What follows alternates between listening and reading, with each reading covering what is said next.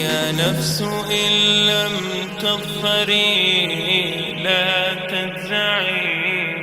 మంచిని ప్రోత్సహించాలి, చెడుని నిర్మూలించాలి అన్నటువంటి నినాదం నుండి ఈ మాటను ప్రారంభిస్తున్నాను.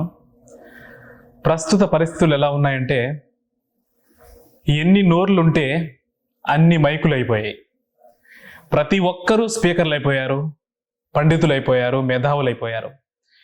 ఏదో ఒక రకంగా తమ ఉనికిని చాటుకోవడానికి, ఫేమస్ అవడానికి ట్రై చేస్తున్నారు. పదవుల పోరాటాన్ని ప్రజాస్వామ్యం అంటున్నారు, అధికార దాహాన్ని రాజకీయం అంటున్నారు. ఇలా ఎందుకు జరుగుతుంది అని మనం పరిశీలిస్తే, సమర్థవంతులు, ప్రతిభావంతులు తమ బాధ్యతలను నెరవేర్చని కారణంగా అసమర్థులు ప్రబలుతున్నారు, రాజ్యం ఏలుతున్నారు, ప్రజల్ని చీల్చేస్తున్నారు. ఇప్పటికైనా మనం మేల్కొనకపోతే ఇక మన భారతదేశం అన్నది ముక్కలైపోతుంది. అయితే చిన్నప్పుడు మనం అందరం కూడా ఒక ప్రతిజ్ఞ చేశాం, ఈ భారతదేశం నా మాతృభూమి, భారతీయులందరూ నా సహోదరులు అని. అయితే ఈ ఒక్క ప్రతిజ్ఞ, ఈ ఒక్క మాట అన్నది ఇప్పుడున్నటువంటి నాయకులు విస్మరించారు. అయితే ఈ ఒక్క మాట, ఈ ఒక్క ప్రతిజ్ఞ అన్నది ఒక్క నాయకుడు తమ నరాల్లో ఇముడ్చుకున్నారు. ఆయనే our one and only king YS Jaganmohan Reddy sir.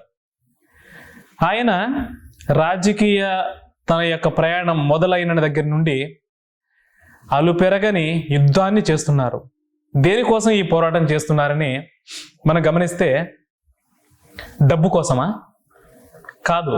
ఎందుకంటే తను పెద్ద కుటుంబం నుంచే వచ్చాడు, ఒక గ్రేటెస్ట్ ముఖ్యమంత్రి కొడుకుగా ఉన్నాడు, మరియు పరిశ్రమలు కూడా ఉన్నాయి. డబ్బు ఆయనకు అవసరం లేదు. పోనీ అధికారం కోసం ఏమన్నా ఈ పోరాటం చేస్తున్నారా అంటే, ఆయన ముఖ్యమంత్రి కాకముందే దేశంలోనే కీలకమైన పదవి ఆయనకి ఆఫర్ చేసినప్పటికీ ఆయన తీసుకోలేదు. పోనీ ఆయన డబ్బు కోసం కాదు, అధికారం కోసం కాదు, తన కుటుంబం కోసం ఏమైనా చేస్తున్నారా అని ఆలోచిస్తే, కాదు, తన కుటుంబం కోసం కూడా ఈ పోరాటం చేయడం లేదు. ఎందుకంటే ఒకవేళ అలాగే చేసి ఉంటే తన కుటుంబం తనకు వ్యతిరేకంగా మారదు. కాబట్టి ఎందుకు చేస్తున్నాడని గమనిస్తే, కేవలం ప్రజల కోసం ఈ పోరాటం చేస్తున్నారు. అంటే నీ కోసం, నీ బిడ్డల కోసం, నీ బిడ్డల భవిష్యత్తు కోసం ఆయన పోరాటం చేస్తున్నారు. ఈ విషయం నువ్వు గమనించకుండా, గుర్తించకుండా వెకిలి చేష్టలు చేస్తూ, పరిహాసాలు ఆడుతూ ఆయనకే వ్యతిరేకంగా మారుతున్నావు అంటే నీకన్నా దుర్మార్గుడు ఉంటాడా? కాబట్టి ఇప్పటికన్నా stop the nonsense what you are doing. ఇప్పటి నుండి ఆయన చేసే ఈ యుద్ధంలో నేను కూడా భాగం అవ్వాలని నిర్ణయం తీసుకొని ఈ మాటను తెలియజేస్తున్నాను. ప్రజలు, కార్యకర్తలు, నాయకులు అండ్ కింగ్ 4 విభాగాలు నడుస్తున్నాయి. ఈ 3 విభాగాలు కలిసి అవర్ కింగ్ జగన్మోహన్ రెడ్డి గారికి బలాన్ని సమకూర్చాలి. ఒక్క మాట గుర్తుపెట్టుకోండి, జగన్మోహన్ రెడ్డి గారు అన్నది మనకు ఆప్షన్ కాదు, వన్ అండ్ ఓన్లీ చాయిస్. అయితే ఈ అసమర్థులు, స్వార్థపరులు అనేక రకాలుగా మనల్ని చీల్చడానికి ప్రయత్నం చేస్తూ ఉంటారు. డబ్బు, అధికారము, భయము మరియు కులం, ఈ 4 రకాలుగా ప్రజల్ని చీల్చేస్తున్నారు. నాకు అర్థం కాని విషయం ఏంటంటే కులం. ఇది కేవలం కొన్ని పనులకు పెట్టినటువంటి పేర్లు మాత్రమే. దీన్ని కొన్ని వర్గాలకు ఆపాదించేసి వందల సంవత్సరాల నుండి అంటరానితనంగా క్రియేట్ చేశారు, మరియు దాంట్లో అనుభవిస్తున్న వాళ్ళు అలాగే ఫీల్ అవుతున్నారు. ఈ ఒక్క విషయాన్ని వైఎస్ జగన్మోహన్ రెడ్డి గారు అర్థం చేసుకుని తన యొక్క పరిపాలనలో అంటరానితనం అన్నది శాశ్వతంగా క్లియర్ చేశారు. దీనికోసమే 65% రిజర్వేషన్ అన్నది ఆయన కల్పించారు. దీని యొక్క అర్థం ఏమిటి? పాతాళంలో ఉన్న వ్యక్తిని ఆకాశంలోకి తీసుకెళ్లి నిలబెట్టాడు. అప్పటి వరకు సార్ అంటూ పిలువబడుతున్నటువంటి వ్యక్తులు సడన్గా సార్లు అయిపోయారు. పెద్ద పెద్ద వాళ్ళ పక్కన కూర్చున్నారు, నామినేట్ పదవుల్లో వాళ్ళు నిలబడ్డారు. ఒక విప్లవాన్ని జగన్మోహన్ రెడ్డి గారు క్రియేట్ చేశారు. ఇది ఒక హిస్టరీ. అయితే చాలా కాలం నుండి ఒక సాంప్రదాయం నడుస్తూ ఉంది. అదేమిటంటే మనిషి ఉన్నప్పుడు వాళ్ళ యొక్క విలువని వాళ్ళని గుర్తించకుండా ఎలా అయితే వాళ్ళని మనం గౌరవించాలో అలా గౌరవించకుండా మనిషి పోయిన తర్వాత విగ్రహాలు కట్టి గుళ్ళు కట్టి ఇటువంటి సాంప్రదాయం అన్నది తరతరాల నుండి వస్తుంది. కాబట్టి మన టైంలో ఈ సాంప్రదాయానికి పులి స్టాప్ పెట్టాలి. కేవలం జగన్మోహన్ రెడ్డి గారి కళ్ళు సంతోషంతోనే ప్రకాశించాలి, కానీ కన్నీళ్లతో తడవకుండా చూసుకోవాల్సిన బాధ్యత మన ఆంధ్రప్రదేశ్లో ఉన్నటువంటి ప్రతి ఒక్క పౌరుడి మీద, ఆంధ్రప్రదేశ్ ప్రజల మీద ఈ బాధ్యత ఎంతైనా ఉంది. కాబట్టి మీరు గమనించండి, గుర్తించండి అని నేను చెప్పను. ఎందుకంటే ఎంతకాలమని గమనిస్తూనే ఉంటారు, ఎంతకాలమని పరిశీలిస్తూనే ఉంటారు. అది ఆచరణ రూపం దాల్చాలి. ఏమరపాటుకు గురికాకండి.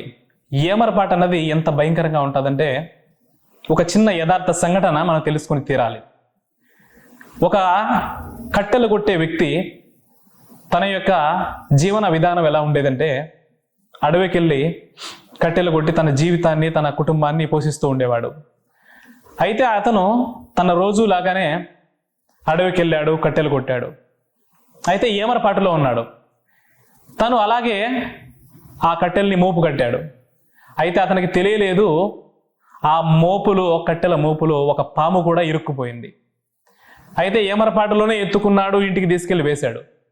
అయితే ఆ కట్టెలతో పాటు ఆ పాము కూడా బయటపడింది. చూసి చనిపోయిందేమో అనుకున్నాడు, ఎందుకంటే ఆ కట్టెల మధ్యన నలిగినందున అది స్పృహ కోల్పోయింది. అలాగే ఏమరపాటులో ఉండి తన ఇంట్లోకి వెళ్ళి భోంచేసి పడుకున్నాడు. తన భార్య పొయ్యి వెలిగించింది. ఆ వేడి సెగకి ఈ పాముకు స్పృహ అనేది వచ్చి ఆ పాము నేరుగా వెళ్ళి ఆ వ్యక్తిని, తన భార్యని, తన పిల్లల్ని కాటువేసింది. ఇది కథ కాదు, యథార్థ సంఘటన. మనిషి ఏమరపాటులో ఉంటే జరిగేది ఇదే. కాబట్టి ఇప్పటికైనా మనం ఏమరపాటుకు గురి కాకుండా ఉండాలి. ఎవరెవరో వచ్చి దేశ ప్రేమ, దేశభక్తి అని వీళ్ళు చెప్తున్నారు. ఏమి తెలుసురా మీకు దేశ ప్రేమ గురించి? జెండాకు సెల్యూట్ చేయడమా, చాక్లెట్లు పంచడమా, కేక్ కట్ చేయడమా? ఒక జెండాని చూస్తే మీరు పుట్టక ముందే ఈ దేశ ప్రేమలో హిందూ, ముస్లిం, క్రైస్తవులు డిగ్రీలు తీసుకుని ఉన్నారు. మీ పుట్టుక అప్పటికి జరగలేదు. వాళ్ళు మనకేమైనా పర్లేదు, మన బిడ్డల భవిష్యత్తు, వాళ్ళ తరాలు అంతా యూనిటీగా, ఐకమత్యంతో ఉంటారు అని వాళ్ళు ప్రాణాలు విడిచారు. వాళ్ళ యొక్క రక్తం మీదే ఇప్పుడు మనం అడుగులు వేస్తున్నాం. కాబట్టి ఇప్పుడు ఎవడెవడో వచ్చి చెప్తున్నాడు దేశ ప్రేమ గురించి, దేశభక్తి గురించి. కాబట్టి ఇకనైనా మేల్కొనాలి, మనం అన్నది గుర్తించాలి ప్రతి ఒక్క విషయాన్ని కూడా. కాబట్టి ఇకనైనా ప్రతి ఒక్కరు కూడా జగనన్న చేసే ఈ పోరాటంలో మీరు కూడా మీ వంతు, మీ కృషి, మీ తెలివి, మీ బలము ప్రతి ఒక్కటి కూడా మీరు పార్టీ కోసం వినియోగించాలని, ఈ స్వార్థపరుల యొక్క చీలికల నుండి మనం బయటికి రావాలంటే మనకు జగన్మోహన్ రెడ్డి గారు తప్ప వేరే ఆప్షన్ లేదు. కాబట్టి ఇకనైనా గుర్తించి, గమనించి ఆ యొక్క విషయాన్ని ఆచరించండి.